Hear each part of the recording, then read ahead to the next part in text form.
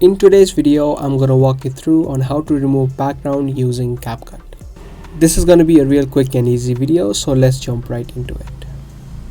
Let's head over to the app of CapCut and then tap on New Project and import the video.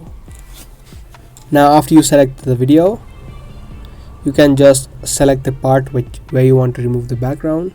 What you can do is slide the timeline and then tap on the video and tap on split, and then again move the video and tap on split again.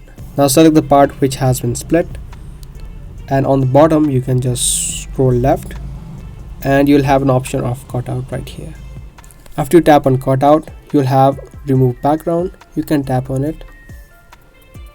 Now depending upon your video and how different it is from the front ground and the background, it's gonna remove the background. So in mine it didn't really do a good job, but as I said, depending upon how the video is, it's gonna do for you.